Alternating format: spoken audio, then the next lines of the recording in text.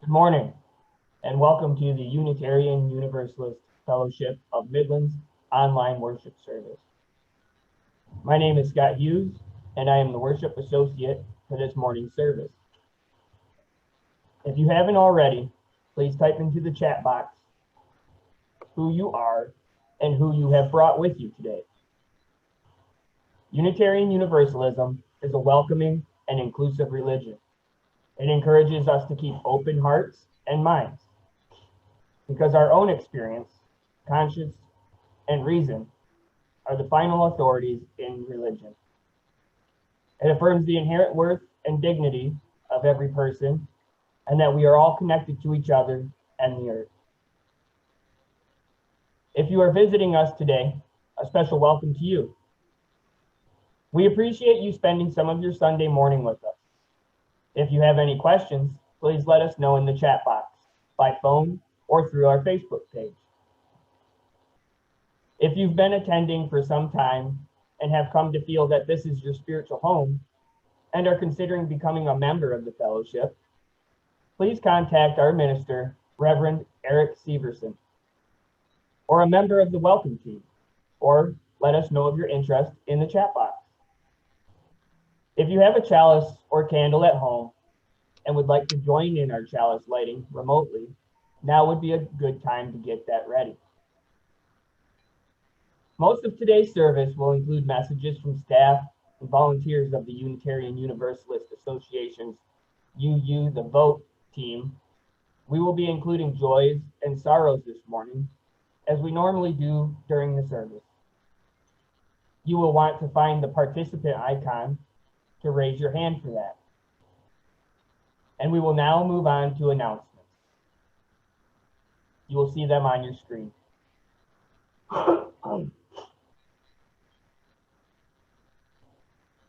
Next week's service will be You Can't Pour from an Empty Cup. Especially during these times of crisis and division, self-care is an essential tool in serving others. We must combat our own exhaustion and compassion fatigue by refilling our cups from whatever healing sources we can find. Join us for a pre-election reminder about being available to others by being present to our own needs, led by our minister, Reverend Eric Severson. On Sunday, October 17th, 2020, UUFOM ordained and installed Reverend Eric Severson. If you missed the virtual service, you will want to see it again. You can find the link on our website at uufom.org. If you would like to write or record your congratulations or a blessing to Eric and Ellen, please go to uufom.org/ordination and follow the links. A stewardship update will be shared later in the service by Sarah Clave. With winter arriving soon, the engagement team would like to invite all UU members to participate in a shared story writing activity. Members are divided into small groups. The team leader for each group will soon be sending a package with the story writing activity directions. This will be a pay it forward story, so don't be alarmed if you do not immediately receive a storybook package.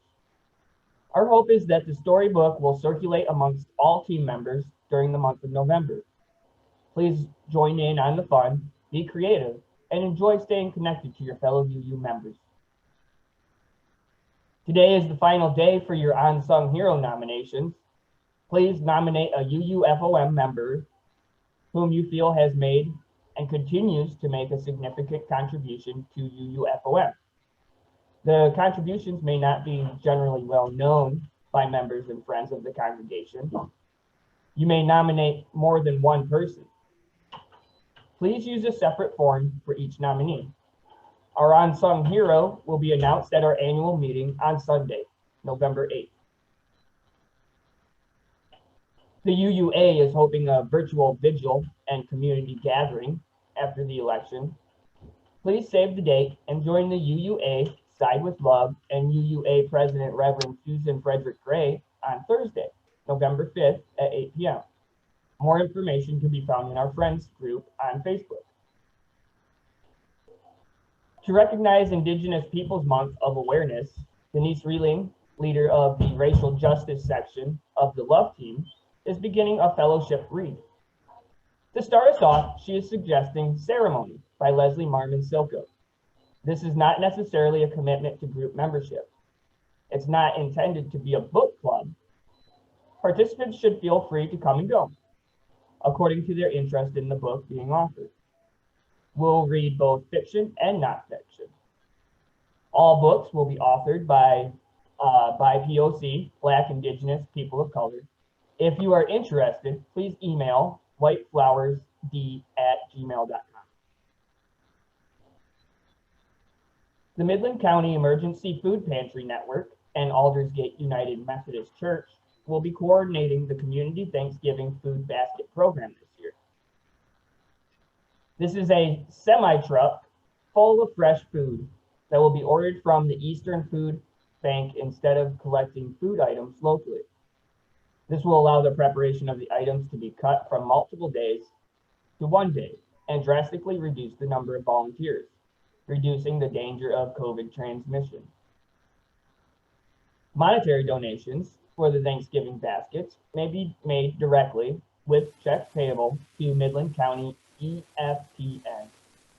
For more information is in our weekly newsletter and on our Facebook group. Be sure to watch your email for more announcements in our Candle Flame newsletter on Tuesdays and Saturdays. Email office@uufom.org to subscribe, or if you have an item to submit. And now Heather Cleland, host, will provide an RE update. Hi. So you may have wondered why there's some interesting hair pieces on some of us. We're approaching Halloween, and we are going to have a virtual March of the Goblins. And I need pictures, and I'm taking them right up till Halloween. So Friday night, I would prefer to get them by then, but I'll accept them all the way up to Halloween by sundown, and I get as many in as I can. So it's not just kids. You'll notice there's a bunch of adults wearing things today. So it's you too. And then there's two other announcements are for RE families. The second one is that the Dancing with the Storm program continues next week. It's not meeting tonight or today. It starts next week at, comes back next week at 1 p.m. And if you are interested in that program, if you have volunteered in RE or just been interested in being with a bunch of kids and stuff like that, email me at dreheather@uufom.org, and I'll put this into the chat. I'm only sending the link and the instructions directly to people because we have children on this call, so we do safe church policies where we don't have the link published in the main Facebook page.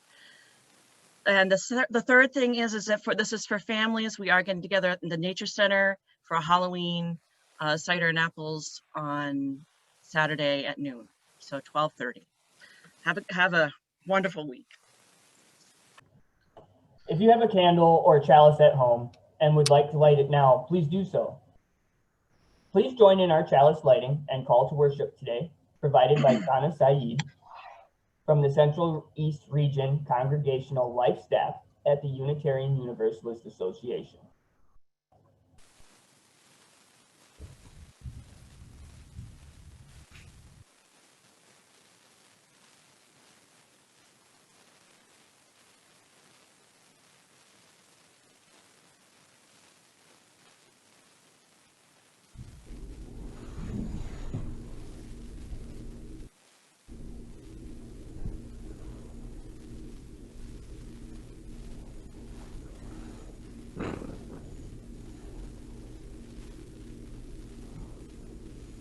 As we light this chalice today, let us not be fooled by the smallness of the flame.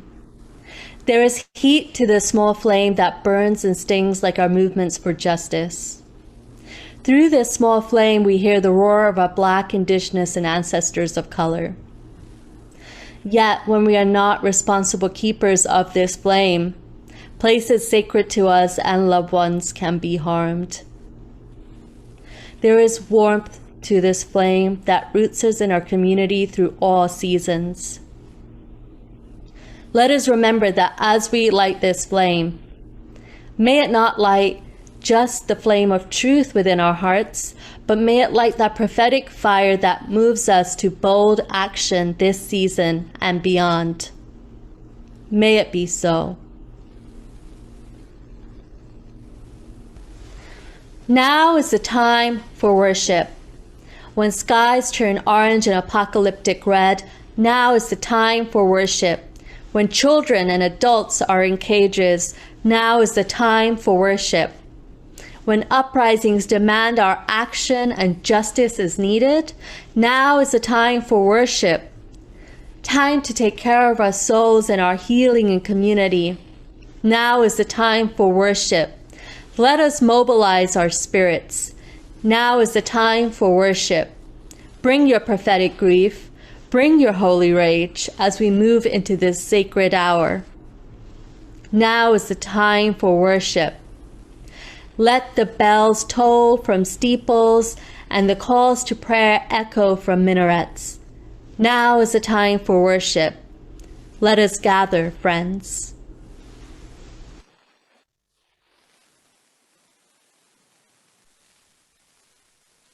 Now with your mics muted, please join Melanie in singing our opening hymn, number 131, Love Will Guide Us, by Sally Rogers.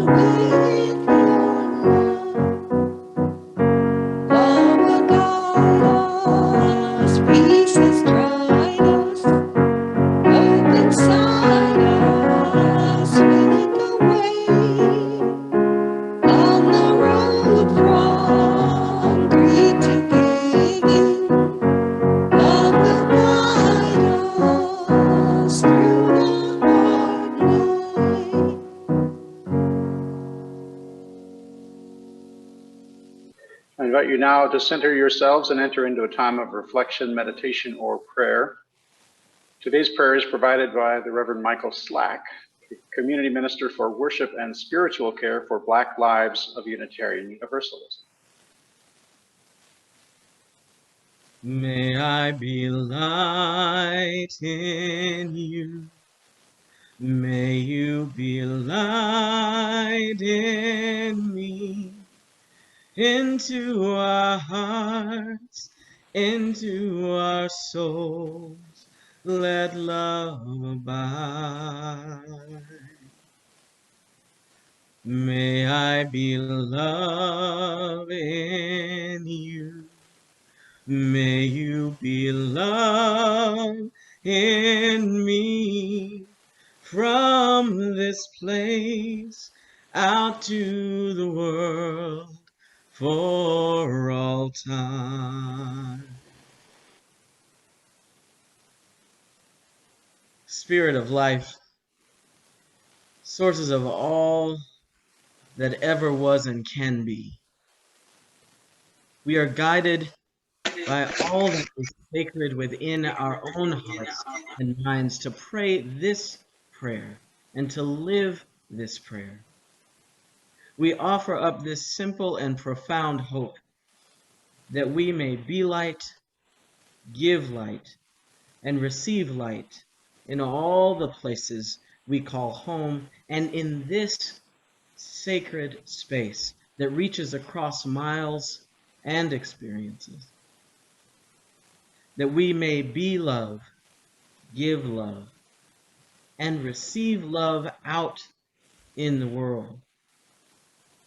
May we never forget the impact and power of our voices. May we never lose sight of the songs in our hearts. D. Blanchard reminds us that they can be heard as songs of love or of longing, songs of encouragement or of comfort, songs of struggle or of security and care. But most of all, they are the songs of life, giving testimony to what has been, giving praise for all we're given, giving hope for all we strive for, and giving voice to the great mystery that carries each of us in and out of this world. Today, we hear those songs in all the ways we are learning and growing as communities of faith, hope, and love. We hear them as little ones become young ones. We hear them as loved ones pass from this life and into the unknown. And we hear them in the streets and at our polling places as people of faith and conscience pave the way for a better world, a better understanding, deeper care and accountability. And we hear them in the silences, a deep awareness that there are those among us as yet unheard and unaccounted for. May we never, ever forget the impact and the power of our voices. May we never, ever lose sight of the songs in our hearts.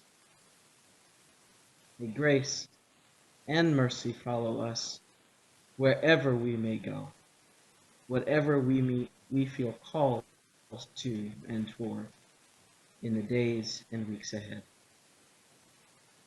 Amen. Ashe. And blessed be.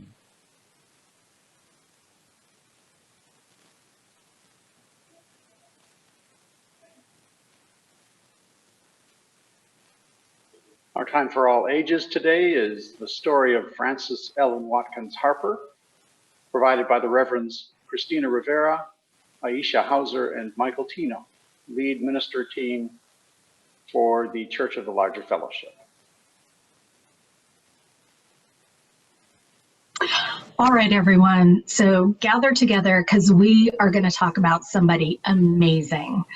Frances Ellen Watkins Harper was born and raised into a free Black family in 1825. Her family lived in Maryland, where slavery was still legal. Being born free in a land where people who looked like you were enslaved was something that inspired both Frances and her family to become abolitionists. When she was very young, both of her parents died. She went to live with her aunt and uncle. Theirs was an abolitionist household. They worked to end slavery. And they also ran a school where Black children, including Frances, received an education. While still a young teen, she went to work as a housekeeper and seamstress in the household of a Baltimore bookstore owner. Her employers encouraged the inquisitive Frances to use their big library. She devoured books and began to write poetry and essays which appeared in the newspaper. By the time she was 20 years old, her writings were published in her first book, Forest Leaves. In 1850, Congress passed a law that allowed slave catchers to kidnap, enslave, and sell free Black people in states where slavery was legal. Her aunt and uncle fled from Maryland to Canada. Frances fled to Ohio, which did not allow slavery, and then 2 years later to Pennsylvania. In Pennsylvania, she became involved in the Underground Railroad, a movement that helped people escaping from slavery. Throughout this all, Frances continued to write and to publish books of poetry, much of it against slavery. In time, Frances became the first Black woman to earn a living through the use of her words, living modestly and donating much of her income to helping her uncle's work with the Underground Railroad. In 1854, the Maine Anti-Slavery Society hired her to travel all over the Northeast to make anti-slavery speeches. She became one of the most famous speakers and authors of her time. All kinds of people came to hear her speak, but she made a point of not charging Black people admission. Frances was progressive throughout her life. While she wrote and spoke against slavery, she also took other kinds of actions. She refused to wear or eat goods that were farmed by enslaved workers, including cotton and sugar. She wouldn't wear clothes made of cotton or eat food that contained sugar. In 1860, the year that the Civil War began, Frances Watkins married Benton Harper, who already had 3 children. The two had a daughter together, and Frances took time off from her writing and speaking to tend to her blended family. Unfortunately, just a few short years later, her husband died, leaving her as a young widow responsible for many unpaid bills. Frances Watkins Harper made the difficult decision to send her children to live with relatives and go back on speaking tours in order to make money and provide for her family. By then, slavery had ended, and she spoke for women's rights and for legal and civil rights for Black people. She wrote poems and essays about the experiences of new freed slaves struggling to make their way despite the damage done to Black people by slavery. In 1870, she joined the Unitarian Church of Philadelphia. There, she found a community where white and Black people came together, and where many shared her passion for justice. In many ways, Frances Harper was at home in 2 different worlds. Although she was used to working with white people, she also kept her connection to the Black community in Philadelphia. She maintained her membership in the African Methodist Episcopal Church, where she taught Sunday school. She wrote 3 novels specifically for Black people, highlighting family connections and choices about racial identity. She pushed for education and voting rights for Black people, and she encouraged Black children to learn and grow, just as she had been encouraged as a child. During her long life, as you have heard, Frances Ellen Watkins Harper offered her voice, her words, her money, her labor, and most importantly, her love to the work of justice making for her people. She used her voice and her privilege as an educated free Black woman to raise awareness of the plight of Black people in the United States after the Civil War. We honor her memory and her place among our Unitarian Universalist ancestors.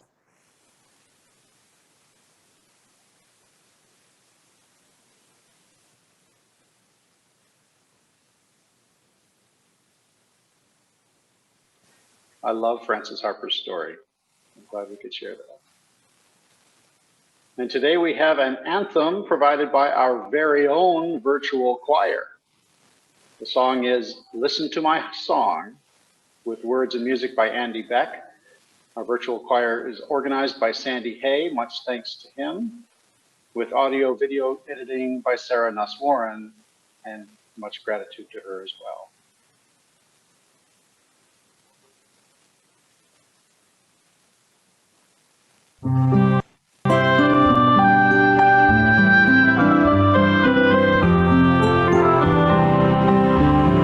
Listen to my song,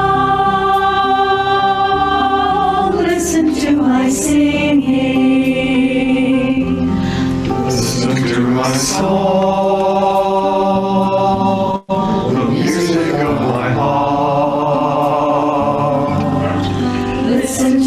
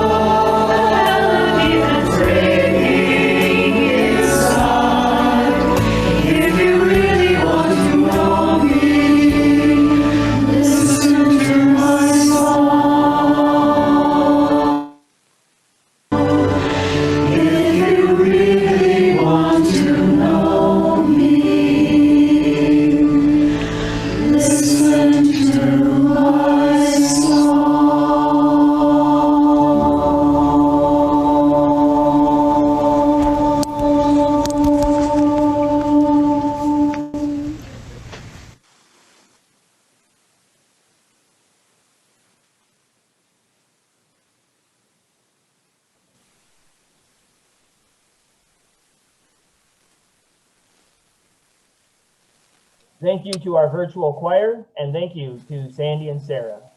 Our reading today is Organizing for the Elections by Reverend Kathy Ryan Starr, the Pennsylvania UU The Vote organizer. I got trained as a community organizer with Californians for Justice. And there we believed that people of color, immigrants, poor folks, queer folks, disabled folks, and young people are the majority. And if we organized our communities to vote, we could shift power to reflect our values and interests and needs for racial justice and economic justice and more. And now, as a field organizer with UU The Vote in Pennsylvania, I still believe this strategy, that voting can be a means to a power shift. It's not the only strategy, but it is one worthwhile strategy among many.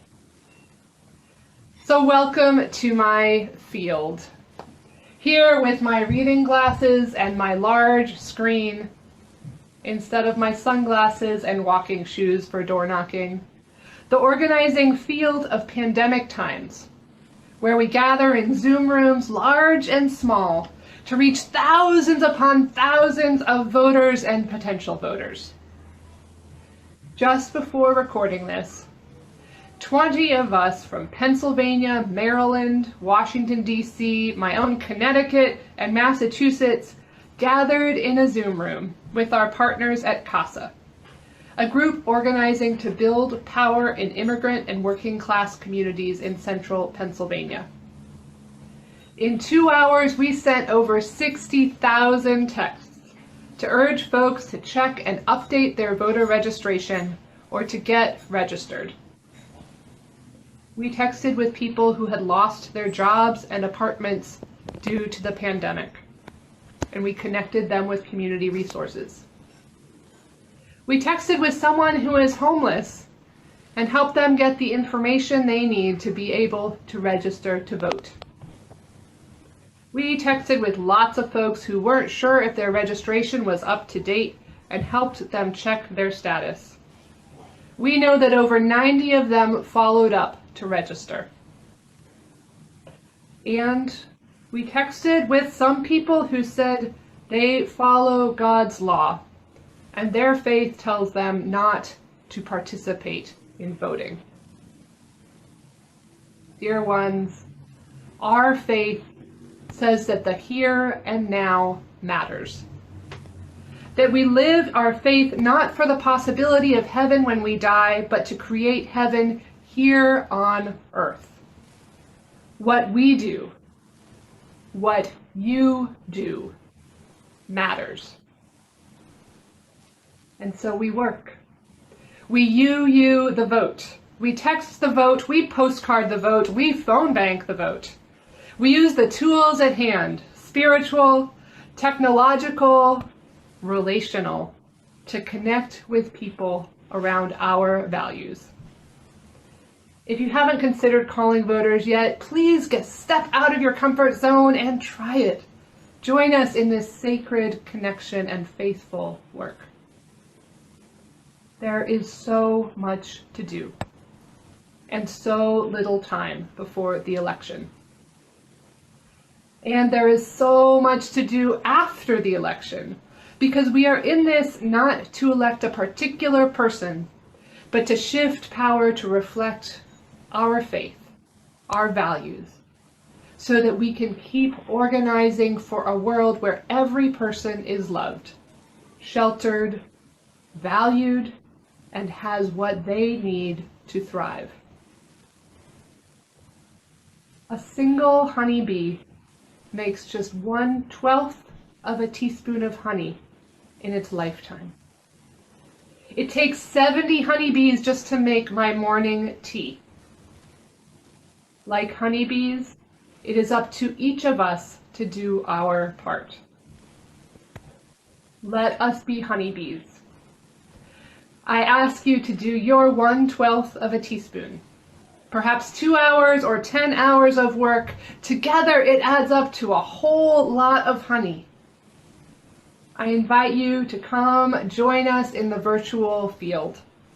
make your small bit of honey, so that together, we as Unitarian Universalists can make gallons and gallons of impact.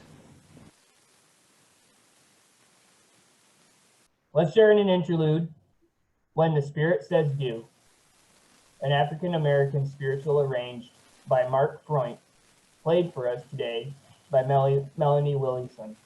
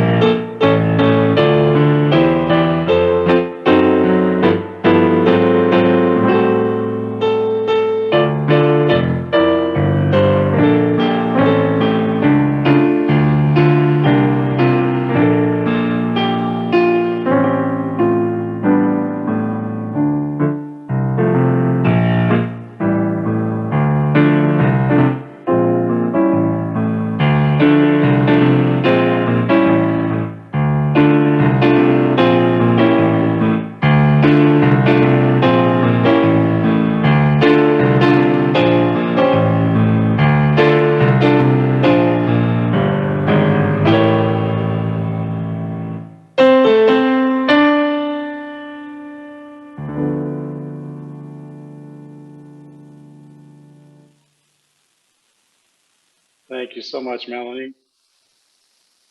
I love just as much your body language as you're playing as I do with the music. So thank you again. Our homily for today is provided by Unitarian Universalist Association President Susan Frederick Gray, titled Vote Love, Defeat Hate.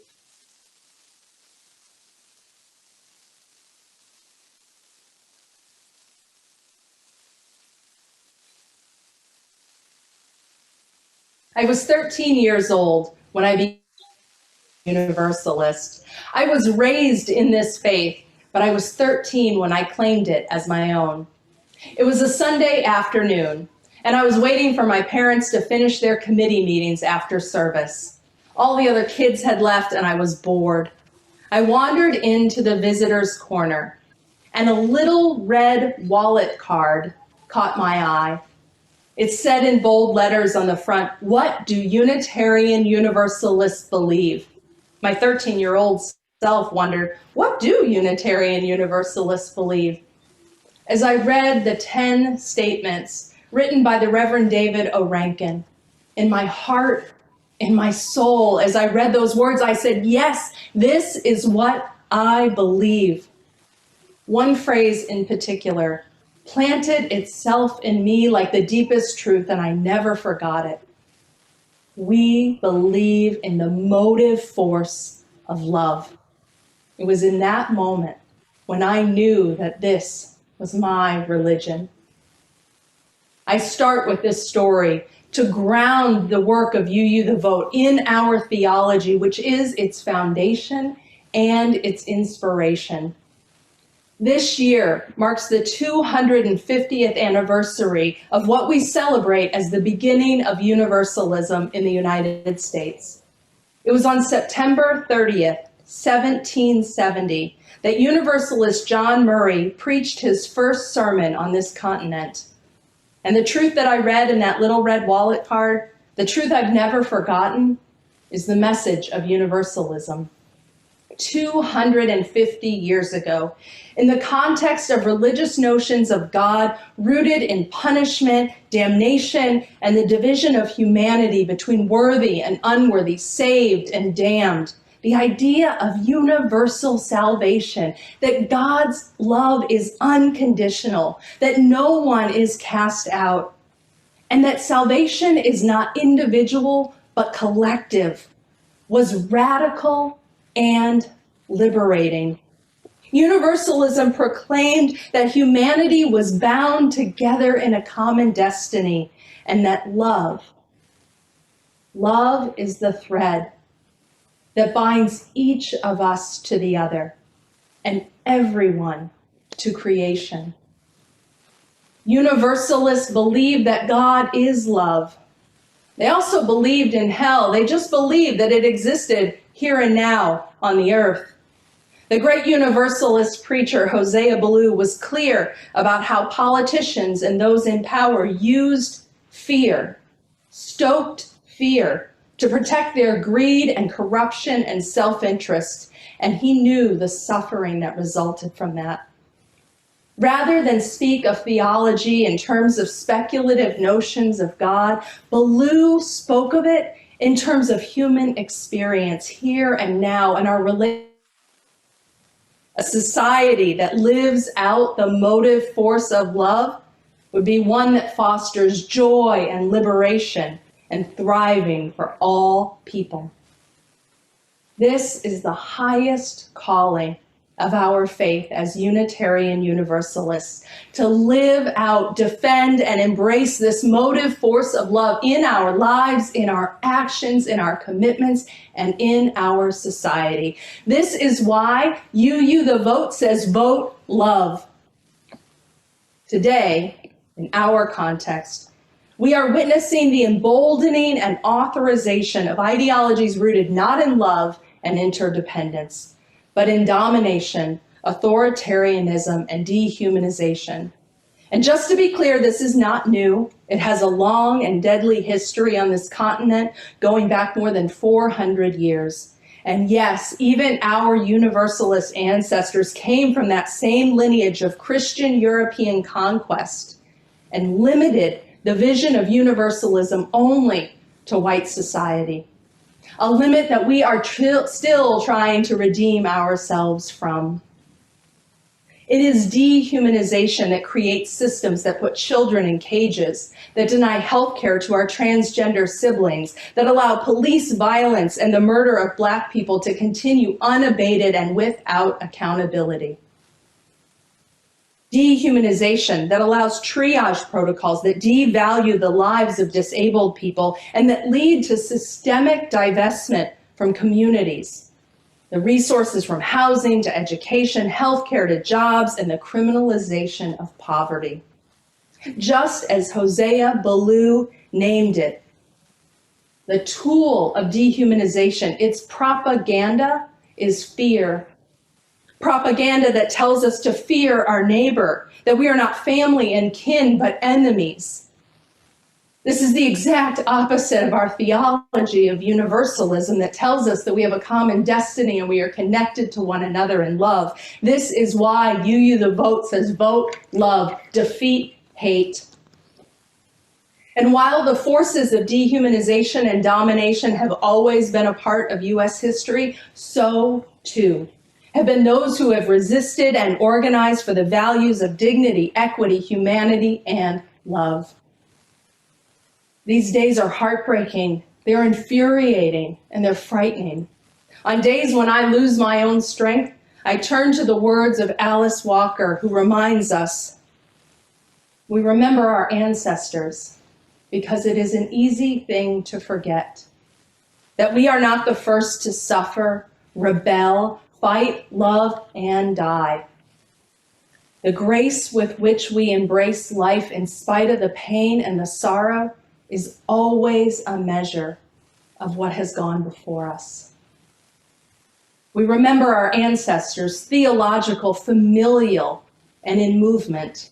We remember Francis Ellen Watkins Harper, Hosea Ballou, John Brown, Sitting Bull, Ida B. Wells, Dr. King, Anne Braden, and so many more whose names history does not remember. Those who struggled and risked and fought and loved for the principles of justice, equity, liberty. This is why in UU the Vote, we say vote love, we say defeat hate, because dear ones, we are on a precipice. Every single one of our most deeply held values is on the line right now. The current powers in government are showing in everything they do that the inherent worth and dignity of so many immigrants, Black people, disabled folks, trans and queer people does not matter to them. Human agency, interdependence, the democratic process are being disrupted and defiled daily.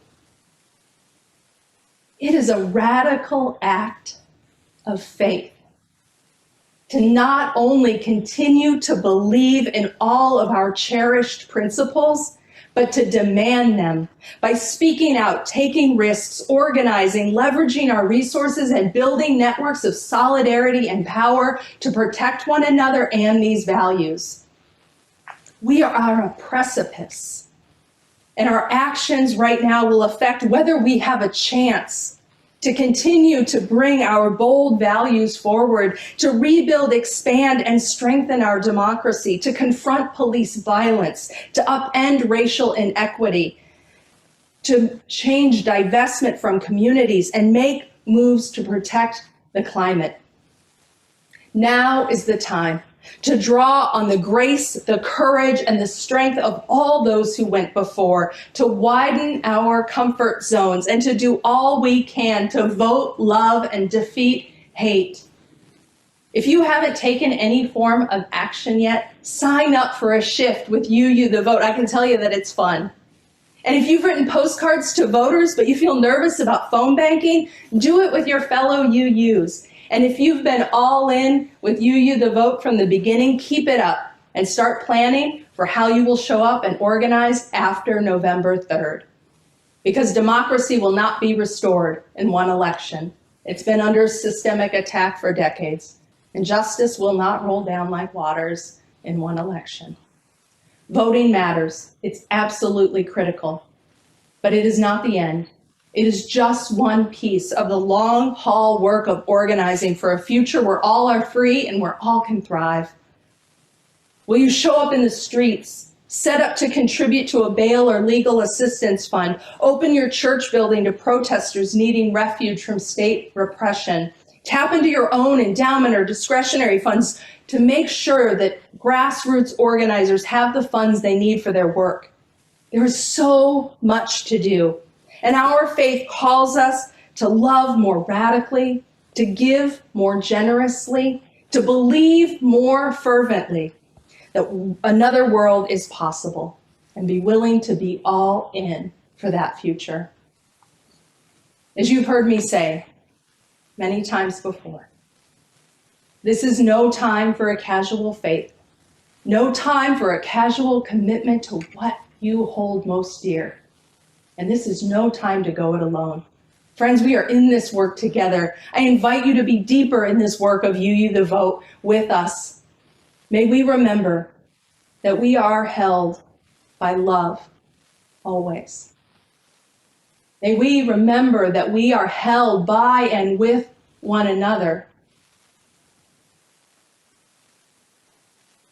And may we all together be all in today, tomorrow, next month, and next year for justice, for love, for democracy, and for a future that is free and thriving for all people. May it be so. We will now have an update on stewardship from Sarah Clave.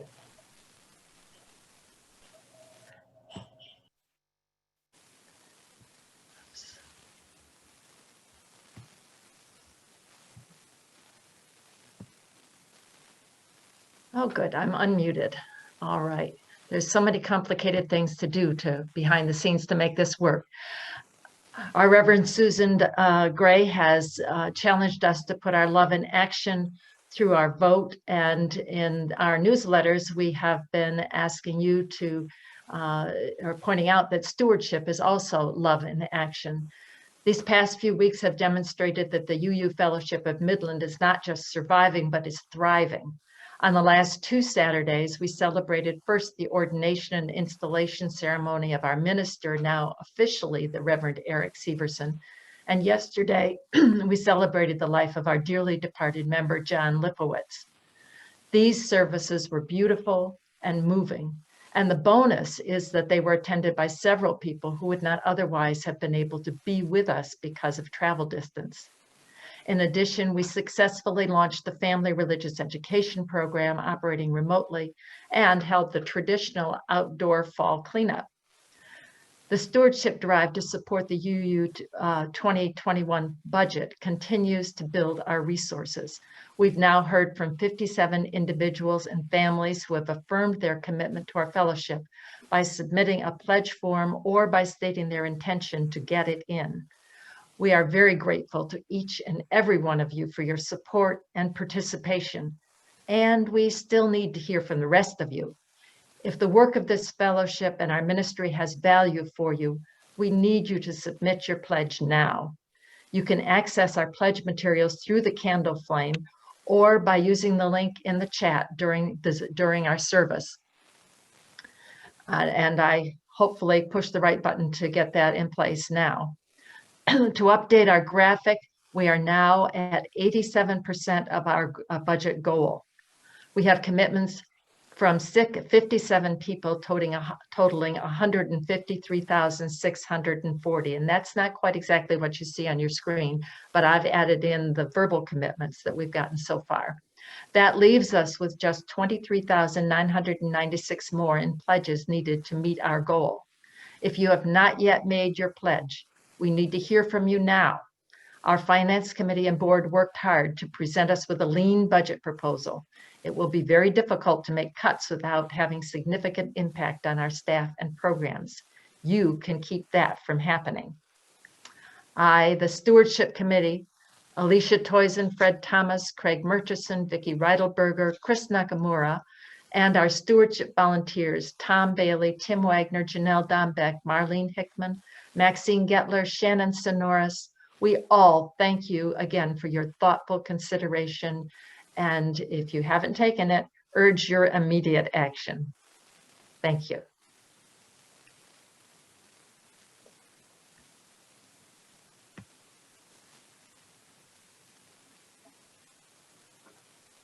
Thank you, Sarah.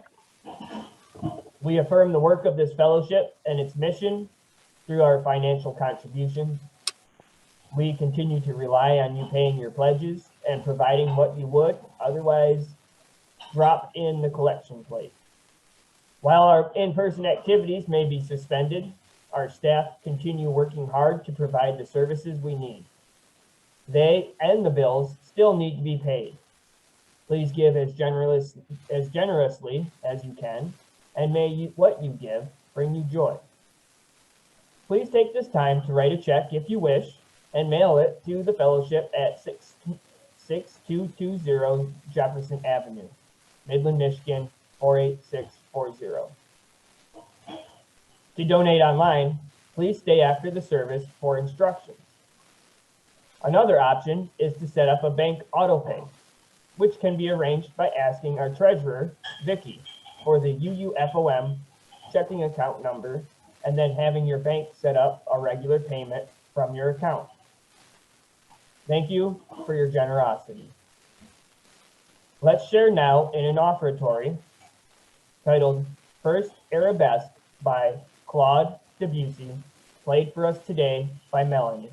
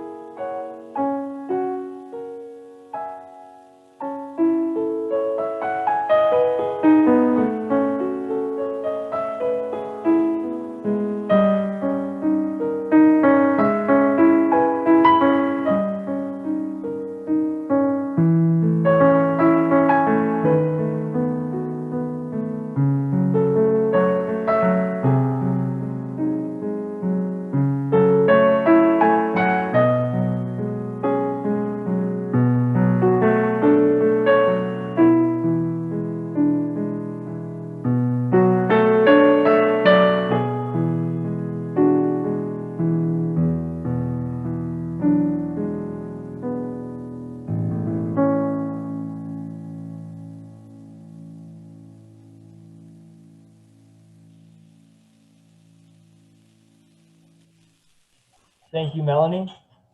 Now with your mics muted, please join Melanie in singing our closing hymn, number 1017, Building a New Way by Martha Sandecker.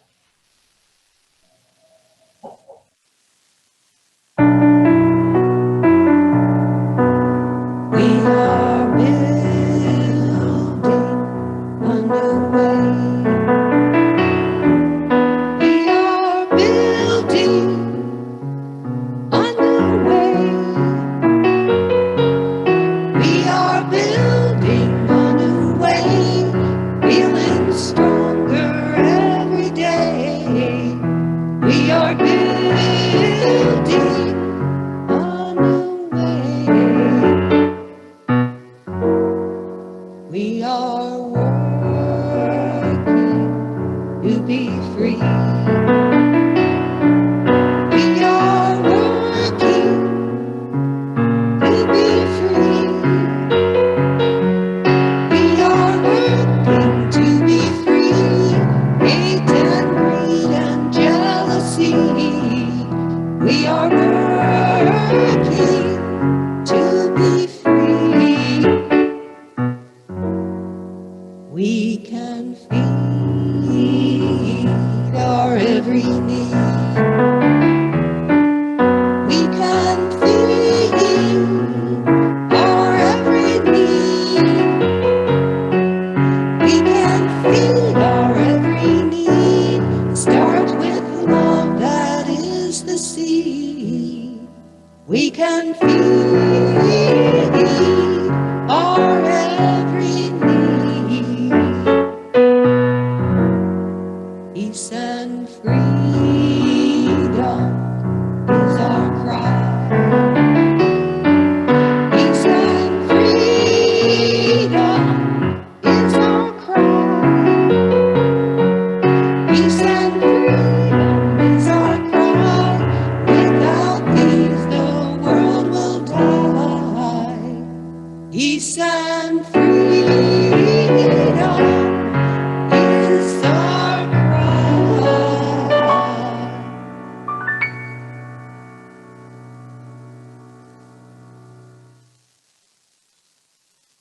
Thank you again, Melanie. We have a call to action today from Nicole Presley, UU Devote's National Organizer. Hi, I'm Nicole Presley, National Organizer of You the Vote, and I'm so honored to be a part of You the Vote and a part of this special worship service. By this time, you've probably gotten used to virtual worship. You've made sure your computer is charged, you've searched your email for Zoom links, or you've scrolled through your social media feed for the live stream. But from whatever platform you're entering worship today, you are in sacred space. Getting here was not easy. Remember the spring? Remember, many of us had to learn new skills and to stretch ourselves and maybe our internet speed to continue to gather with our beloved faith community. We learned Zoom, we downloaded apps, and we reached out for help to be with one another. Transformation is always a stretch, and we need to bring that same energy to this year's election. In the past few months, I have witnessed amazing things from all of you. We created a goal to reach out to 1 million voters, and we are almost there. We stretched ourselves. We stretched ourselves to get on another Zoom call, to learn to text voters, phone bank, and send postcards. We learned how to be vulnerable and have critical conversations with members of our communities. UUs, we are not just a faith community that believes another world is possible, but we are a community that is willing to act to make that world a reality. We have a legacy of showing up, and we know that our victories are never guaranteed, and we know that those victories are never won by those in power ceding it willingly. The people imagined it, the people demanded it, and we, the people, gathered to make it so. In all of our movements, the stakes were high. But instead of mobilizing out of the fear of defeat, we have organized out of a sacred calling to build a world that we know is possible. That is why nonpartisan work is not just important, but is absolutely revolutionary. We come together to learn, to create, and to put into practice ways of being towards our collective liberation. That is our victory. And as the chant goes, I believe that we will win. I believe that together, through sacred and sustained work, now and beyond November, we can call forth a world that moves towards our collective liberation. But we must all show up to vote love in 2020. That means showing up to the work that is needed, not just the work that is comfortable.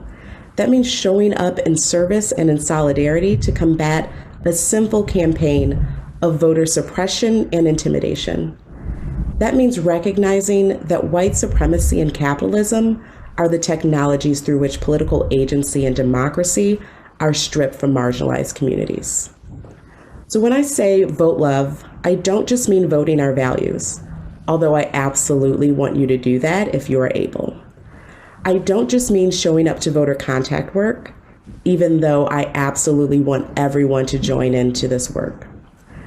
I mean centering the oppressed, working to free them all, to defend Black lives, to fight for climate justice and healthcare for all, for reproductive justice, and for safe and thriving schools and communities. I mean continuing whatever work is necessary to make sure every ballot is counted and that the results and will of the people are respected.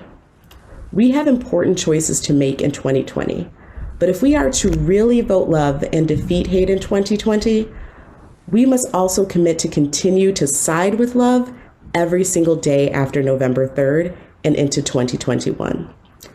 If you are in it for the long haul, if you believe that another world is possible because you are gathered in a community that puts faith into action, if you are ready to stretch beyond November 3rd to protect democracy, join us.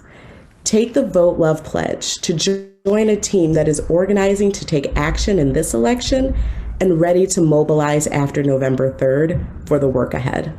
Join me. Take your phone out, text Pledge Love to 51555 to take the pledge today, or go online at uuthevote.org. We need everyone in this work. Thank you for finding your role in this work. Thank you for doing it with joy and hopefulness.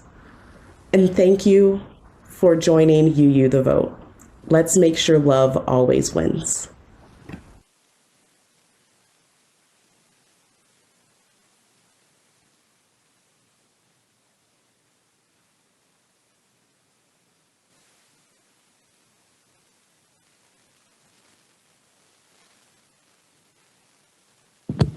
Eric, you're muted. Thank you, Melanie. I recognize we're running a little long, but our benediction today is provided by the Reverend Meg Riley and Charles Dumont, co-moderators of the UUA Board of Trustees.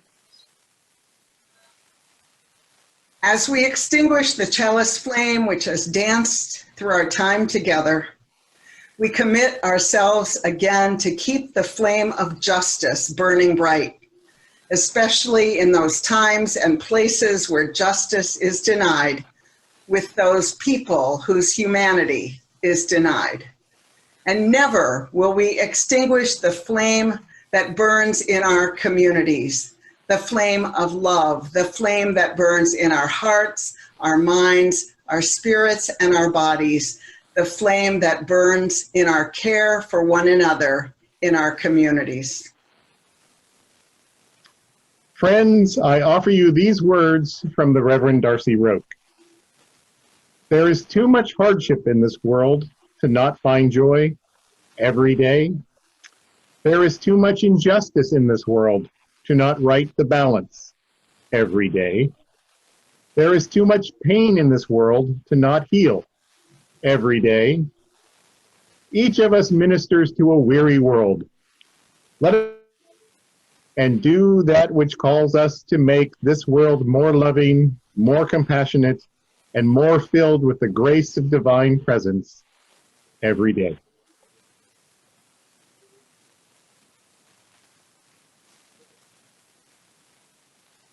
Thank you to everyone who helped make today's service possible. And thank you all for joining us today. If you can stay to chat, great. If you need to go, we'll understand. Whatever you may encounter in this coming week, please know that the love of this community goes with you. And until we are together again, many blessings.